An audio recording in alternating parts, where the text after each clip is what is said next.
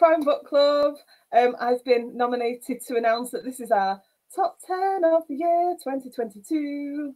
The kids will love seeing this, won't they? The jazz hands. Yeah, very. So I am Samantha Brownlee. I've not changed my name. Never mind. And we've got Kaz Maston and Alex Hawler, and don't know why I'm introducing you. People know. Yeah.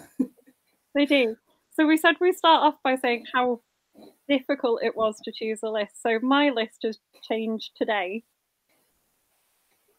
I think you both mean for making us do a top 10 because I really want to stamp my feet in a huff. It could easily be a top 30 and beyond. This has been the hardest thing I've done. I've actually cried over writing this list and leaving things off. Genuine, actual tears. Alex, how have you found it? I must admit, I have found it rather strange because I've been reading for specific reasons. There's at least maybe 10 or 12 authors that I would have read that might have made it onto the list with titles, but I haven't had a chance to read them, so they might well make it onto next year's list if I get time to read them. We'll see what happens. But there you go. I will say the same. There are books that I've been sent this year that I am going to read over the Christmas break because we've had such an insane schedule and other things going on. I've not managed to read everything, and so I've been trying to pack books in all week, and it's just not happy. Not a happy woman. It's nice to be back anyway, because I've been away for several months. Right, it's nice to be back and being involved in the group again and letting people know what's been going on in the world of Alex and the world of the group as well, finding out what you guys have been up to.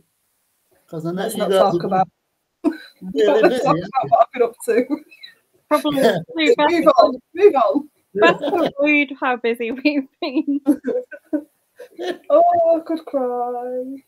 Oh, there's been some cracking books though this year, and I'm really gutted by some of the ones that I've left off. My list has changed and changed and changed. I think was it 3 times today or?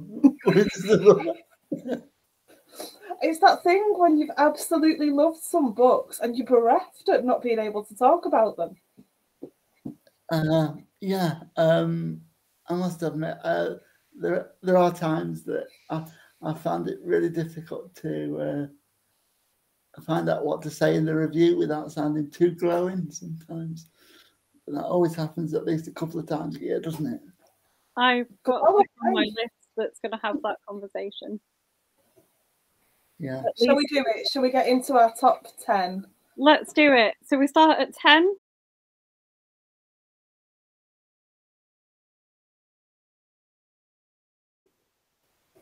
Mine are in no particular order apart from... No, Master. No. Never mind no particular order. I've worked hard for this order. Mine are in no particular order. I'm sorry. Mine are just random until number 1. Right, okay. Yeah. Go on then. What's number 10? So number 10 for me is The Poison Machine by Robert J. Lloyd. It is historical crime. Okay. Set in the era of Robert Hooke. It's the second in a series, so it features... The first one is primarily Robert Hooke and his assistant Harry Hunt. The second one is more about his assistant. They are fabulous reads because they're really different. You get real characters, which I think is really hard to write into historical fiction because it's fiction but with real events and real people. And this one has like a missing Queen's dwarf that is actually the character who goes missing and they find dead in this. So that bit is different, and there's like a little bit of a kind of investigation around it. But the actual character that they find and do this crime solving around is real. Like he did actually exist. He did, like, a lot of the things that happen in it that are spectacular are really real. And I think that this for me makes it a great book, and you sort of get great character development and things as well. Yeah. Alex? Excuse me. We've got number 10. I'm trying to remember it now. Got it for me a second. I am going to get it for you. I think it was Midnight at Malabar House by Vassie. Yeah. Yes, which is another historical crime. I think between us we'll be quite a few historical crime this year, because I think that makes up about half my list. I don't know why I enjoy historical crime so much, but this one, which is the first in the Perseus Warrior series, which has now got to his third book in the series on. I was reading this because I was on a course run by Curtis Brown, and he was the teacher on it, and teaching us how to write by reading the book and telling us the techniques he was using. So really interesting, and really interesting book, because I would describe it as an historical version of like Mick Herron and also his friend Abir Mukherjee. It's in the 1950s, just after partition, in Pakistan and India, and it goes through some very complex storylines and process, because she's the first female detective that's qualified. It makes her a really interesting character with a ragtag full of group of men that have been put in a group with her, that have all got their own little backstories. I'm sure by the third book we'll know more about them, but I just like that kind of technique in the story, and it was just really interesting to learn about that time in history that I knew nothing about. Yeah, I do love it when you learn something while you're reading. Excuse me. My number 10, I talked about this book so much, and it's Tiger Heart by Heidi Goody and Ian Grant. And oh my word, I interviewed them, and the book was so funny. It's a heist novel, but it's an unusual heist. It's not all this Hollywood glitz and glamour kind of heist. So a man accidentally robs a bank. How do you accidentally rob a bank? Well, you go in to have a meeting with the bank manager and show off this tiger heart cabbage that you have grown, you've cultivated, it's unique, and there are these lovely lines through the middle of it that only the grower can see. And he calls it a tiger heart cabbage. And he decides he needs some sort of showmanship as he goes into the bank. So he puts, let's see if I can get through this, he puts the cabbage on the table, and he pulls out a machete and chops the cabbage in half. The bank manager's horrified, and it turns into an accidental bank robbery. So the whole thing is hilarious. It's not a cozy crime, even though it's funny. There are deaths and things that happen in it. But he ends up holding up all of the bank staff because he really needs this money to be able to buy all this equipment to grow these cabbages. So that's the opening. And when I was doing the interview, I could not stop laughing. And I was really, really trying. So it's Sam Applewhite, book 4, Tiger Heart, absolute genius, absolutely brilliant. And while we're off over Christmas, I've got the rest of the books in the series to read, and I cannot wait. Blooming brilliant. Obviously, there's other things that happen. There's hostages, and there's police outside. There's a Dolly Parton tribute act. There's all sorts that goes on in this book. It's brilliant. Couldn't recommend it highly enough. If you're into crime, but you need something that's a bit funnier, a bit light-hearted, you just need to pick up anything in this series because they're absolutely brilliant. Sounds great. Sounds a bit like Queen. Oh, it does sound good. So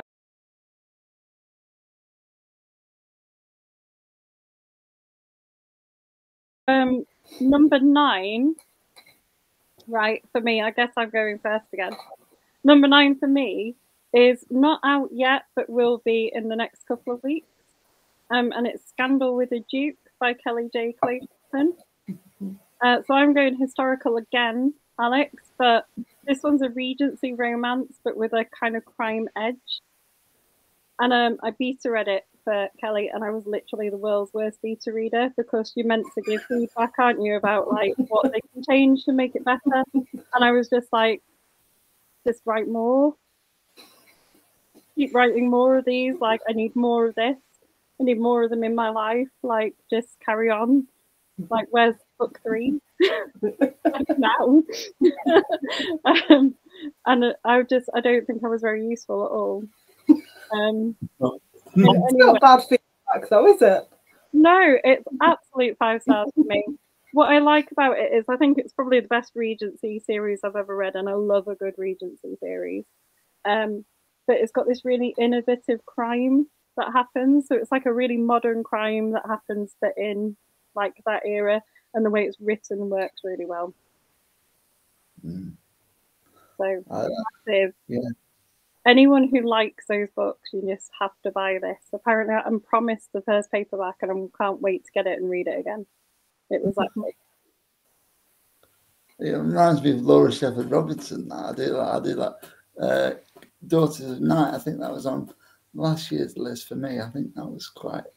Yeah, I think that might have been Regency or something, somewhere around that period. I really enjoy that kind of intrigue thing, isn't it? Like, especially when it's got romance in there, because you don't know where the plots are going to come from or go to. It's really this is kind of good intrigue, but with a sort of Bridgerton-esque romance. Yeah. To it, which is very good. It's the second in a series she published. The first one is Julia Hardy, but I think it's getting republished with just Kelly waiting to bring them all together under one. Alex, your number 9 was. My number. Do you remember? Or? I can remember number 8, but not number 9. Yeah. Okay. Number 9 was Dead Man's Grave by Neil Lancaster. Dead Man's Grave by Neil Lancaster was the first in his I would describe it as like investigating this corruption series. It's his second series, and he's now written 3, of which I've read 2. I went for this one because it's the origin story over the second one, although the second one was just as good. But I do like the way that he goes into PTSD really well with his character, as Sam will be able to tell you, because she's interviewed him for I believe you did for Remembrance Sunday. You had him on, didn't you, Sam? We did, yeah. Yeah. Really interesting story. And then just the way that the arc starts in a graveyard, and it's just really interesting start. And then you've got the corruption of a gangland family, and then you've got him deciding whether he should really go and investigate it because he might get into more trouble. Just a really interesting book. And having read quite a few corruption ones, and this just stood out. Yeah, really good series. Sam, your number 9? The Raven's Mark by Christy J. Newport. I only read this very, very recently for an interview. I think it's about a week ago. Absolutely brilliant. What a stonker of a debut. There's a word I never thought I'd use, but it is. So somebody is going around killing people or attempting to kill people and then branding them with the mark of a raven. So DCI Beth Fellows is looking into it with her team, but then the killer, or the criminal, gets in touch with her and says that basically threatens everyone that's close to her, friends, family, colleagues, and she has no idea who this person is. Could be anybody. It could be a friend, family member, colleague. It could be anyone. So she's got to keep it quiet that he's in touch with her whilst directing the team to investigate. And she's got an idea of where she wants them to go, but she can't be seen to be pushing them in that direction too much. She has to let them find these clues for themselves. The whole thing, it's a bit grim in places. I wouldn't, I mean, I sat and ate my tea while I was reading it, but most people probably couldn't. I think I've got a stronger stomach than most when it comes to some things, but it was absolutely brilliant. And I know not everyone's a fan of the whole cat and mouse thing where the police officer themselves is involved. It's done so brilliantly. It's just absolutely brilliant. So it opens, the prologue is a scene in a cafe where she's handed a raven in a box and it's ticking. And there's a note on it that says boom. And she's just kind of sat in this cafe looking at all these people around her thinking, if I try and rescue any of these people, this is going to explode and they're all going to die. But if I sit here, then I might die and these people might die, but all of my family and friends will be safe. So she's got this dilemma, and it's this dilemma that runs through the story that keeps it really exciting. You're really gripped by it all the way through. And that's all I'm going to say because I don't want to give anything else away. But Christy, what a debut. That's absolutely brilliant. It sounds really good.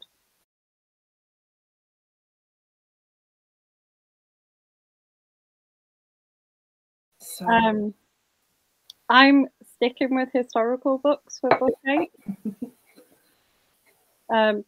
Mine is, and also going back to an author who's regularly on my list.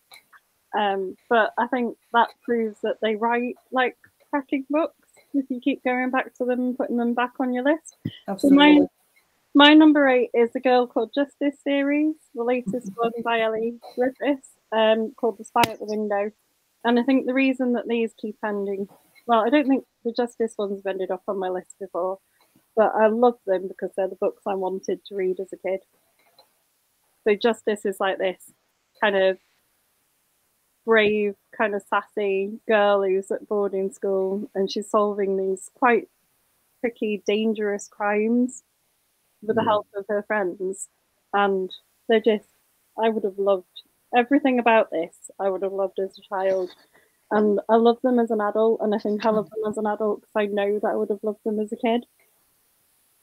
And my one, I brought mine to show you because mine has a best dedication. Don't know if you can see it. There's Caroline, the coolest teacher in school. It was signed at Harrogate. So it's not only just a good book, but it's got a really special dedication as well, which is why it's in my top 10 of the year list. I haven't read any of the Justice series yet, but I do love Ellie's 3 other series, even though she says that the Diary one isn't a series, but it's turned out to be because it's now got 3 in it. It is. And this one is like her Ruth series. This is actually the last one in the series for now. Yeah. And she saved the best to last. It is really good. I mean, they're all really good, but this one is really, really good. That was my number 8. Alex, your number 8? My number 8 was Slough House by Mick Herron, which is a big surprise for me that it's only at number 8 because back in July, I put it my book of the year within the Theakston's, and I'm really glad he won for the book because this was the 5th year in a row he'd made the top 6, and I just love the series. It's just brilliant because you don't know who he's going to kill off next. And because the series has now been made into a TV program, which is now available on Apple TV, I think, it just means that you get to learn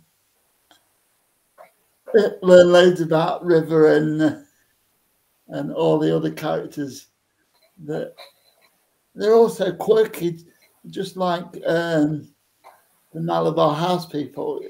I just like quirky characters, and you don't know what's going to happen. Particularly the head guy, because he farts a lot, and I love people that fart a lot in the book because you don't expect it, especially when he's joking about clearing a room. Makes me laugh. I don't even know what to do with that, Alex. No, I don't know where to go with that either. Sam, your number. I will say I do really like it when you can't trust the author not to kill off people that you love. I love that when you really don't know. You know, when people will they're just slaying everyone, and you have no idea. Yeah. On my favourite people.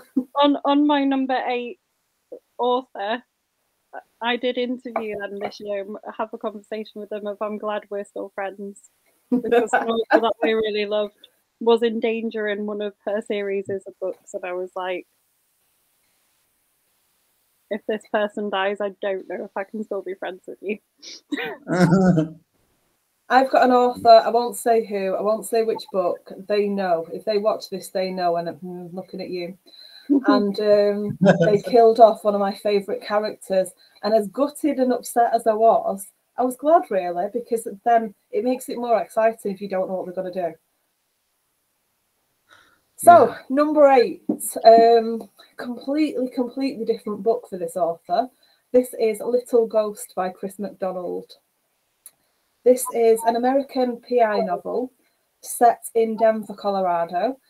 And it's Irving Ash, and he is a down on his luck PI, and is in danger of losing his office, possibly even his home, if he doesn't get some work in. And he's talking about this while he's sat in this bar, knocking back drinks. And he finds a job doing security at a porn studio. So I thought that might get you, Alex. So he's there, he's working, he's getting kind of, I was going to say the lay of the land, that's probably the one. But the star of the studio, Brandy Devine, goes missing, and Irving Ash can't let his instincts go. He knows something's not right, and he goes to find her. So she's got herself into trouble, he gets himself into trouble. All these different kinds of things come in, the characters, the settings of it all, the jokes, oh my word, some of the things that, when you kind of choke laughing at things that are just really funny that you didn't expect. And there's some really touching, tender moments in it as well, because he's a really good guy. He's got a good heart, but he will, if he thinks somebody's doing the wrong thing, he will, he's not scared of smacking somebody who he thinks is not treating somebody else with respect. So he's got a good heart and he's very warm, but you wouldn't want to be on the wrong side of him. And I just thought this was a brilliant book.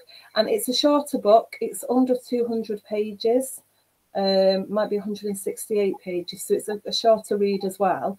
But I just think it's brilliant. And I think Chris has done a fantastic job going into a different genre than he's used to. And he's just gone for it. I mean, he is not held back, and it's really, really good. And I can't recommend it highly enough. Well, as far as I'm aware, that's Chris's third different genre, because he started off in police procedural, then went to cozy. Yeah. So he's definitely got some talent at being able to switch. Yeah. And then his Stonebridge mysteries, they're the cozy ones. I bought my mum the special edition cozy ones. I will not be given a Little Ghost. Oh my word, that would make her blush. I think she'd throw it. Right, so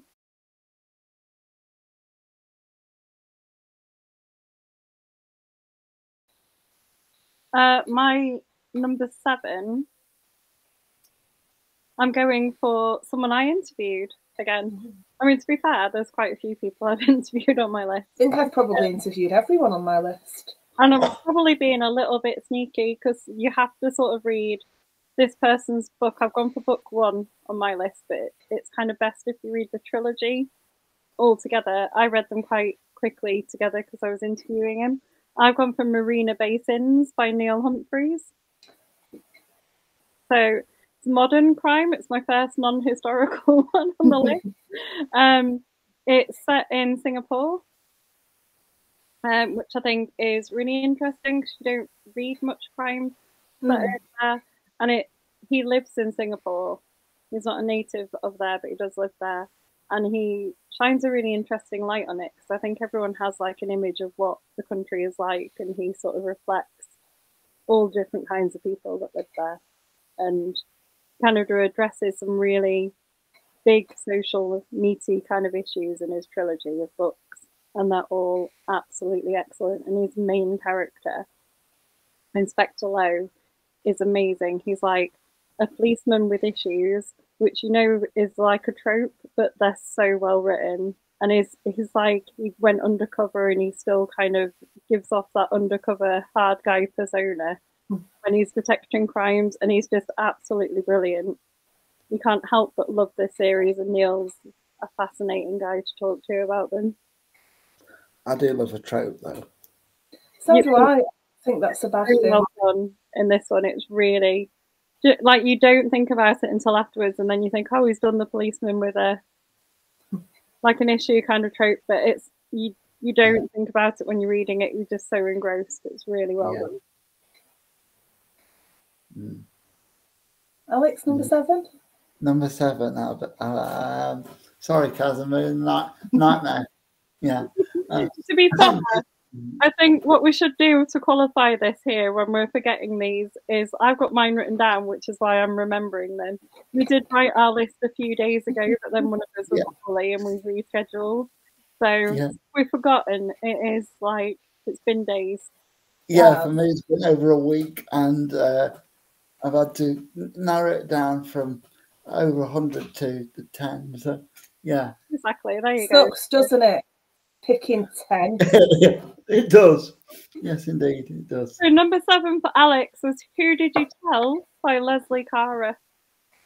Who Did You Tell by Leslie Cara is a fascinating book for me because it's the first book in the list that wasn't published this year. And I think there's only 2. I love the book because the Leslie Cara approach is to look at different kinds of crime. And this one involved somebody recovering from alcoholism. So a bit different to the norm, really. And and also she was a artist as well. So I just like learning about different elements of people's lives, and well-drawn characters make a great book. I mean, and the twist as well is really good. I mean, I just love how you don't know what might happen. And although you might have guessed it, you do get slightly frustrated when you think, how did I not get to that until they told me? Yeah, that happens a lot, doesn't it? Yep. Yeah, it does. I never figure them out. You think after so many crime books, you would never figure it out, ever. I mean, I was reading that because next year I'm hoping to write a series on psychological thrillers. So it's just reading Leslie's stuff was something completely new to me, because psychological thrillers, although I've read quite a few, I didn't realise how many writers there are out there, and she really is that unique compared to a lot of people that are out there at the moment. Yeah, really enjoyed it. I do really like it when an author can fool me, because I do think I guess a lot of things more often than I don't. So when somebody surprises me, I really, really love it. Go on, so you're number 6, Sam? Number 6? We're not on number 7? I was on number 7, sorry. I jumped ahead. The panic It's my like, guys. memory lately has been dreadful. I was thinking, have I already done this one? No. I'm gonna go back number 7. I was just keep checking you were paying attention. Oh, my heart. Okay. So number 7, Sarah Bonner, Her Perfect Twin. Oh, blooming love this book. So good. So twins Megan and Leah. They're estranged because one of them is a right pain and the other one is over it. Can't be bothered. So they've not really been speaking. And then an incident brings them together. So one goes to visit the other, and somehow one of them ends up dead. Now, to cover this up, these identical twins, one decides to be both of them for a while she figures out what the hell to do. But then, and that's going actually okay. That's going quite well.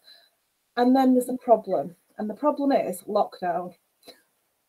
How can you be both twins in a lockdown? So it's not a lockdown, it's not a lockdown mystery. It's not one of those where it takes over, because I know that will put some people off. It really isn't. You barely even notice it. It's just a helpful thing that happens. Helpful for the reader anyway. It must have been hard to write. So she suddenly can't be both of them.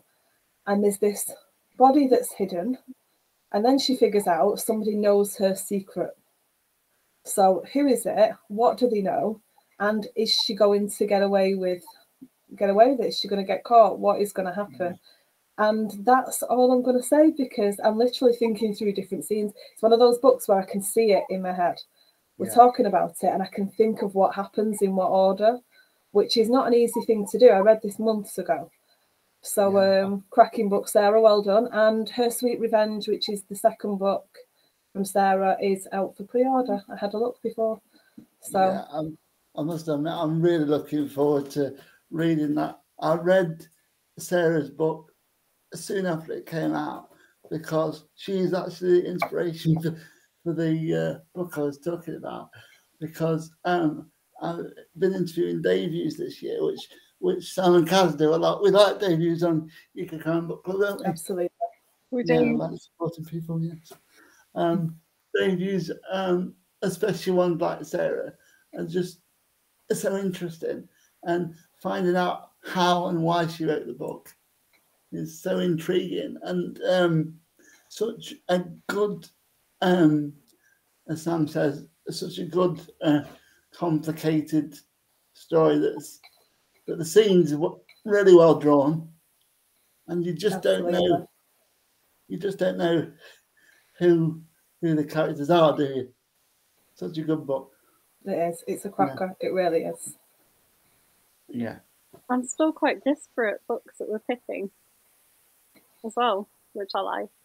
It is. We all have different kind of ones that we favour. I know I go more for psychological, and you two are both drawn to more historical. But then there are crossovers as well in that. Yeah, definitely. I mean, I had no idea that because of what happened with my third book, that I'd end up starting writing a whole series, because I couldn't just not take advantage of the fact that Sarah's interview was so good. And I thought, how many other psychological thriller writers do I know? This will make a good book, this will. Yeah. Absolutely.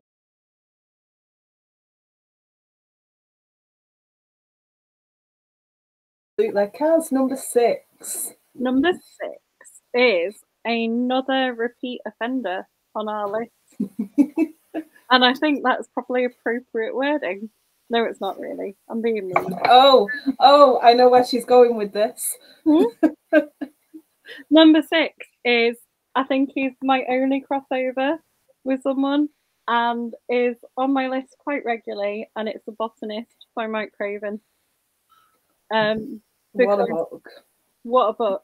Like, what do you say about it? It's kind of a locked-room mystery in Mike's own, just Mike style, like modern, interesting, such a creative use of poison. It's untrue. makes you look at goats in an entirely different light. Yes. Mike has been on my list like a number of years because of the Tilly and Poe series. They're so well written. The characters are so likable. Like, Tilly's just amazing, isn't she? Like, everyone wants to know a Tilly in their life. And The Botanist, I think, is his best Poe and Tilly story yet. So it couldn't. I would agree. Like, it had to be there. That was it. It's been on my list since I read it. I'm really surprised it's not higher. I know you said that they're in no particular order, but in previous years he's been either 1 or 2, hasn't he? Well, yeah, but they're in no order. Number 1 is number 1 on my list, and everything else I've kind of liked equally. Yeah, it's just Mike is one of the most popular authors on the group, and Tilly and Poe are the reason for it because they're so good. And so what's your number? Sorry, Kaz, go on. And what an interesting parallel to my number 1 as well is I think Tilly and Poe speak for themselves. So I think people discover Mike and then go and bang on about how good the books are to their friends, and then they buy them, and then they do the same, and it kind of spread by word of mouth. So Mike became like as big an author as he is and as popular as he is, partly because of his way he interacts with his readers, but also partly because people spread the joy of the books because they like them so much. And my number 1 works entirely the same way. When we get there, I will tell you more. I like number 6. Number 6.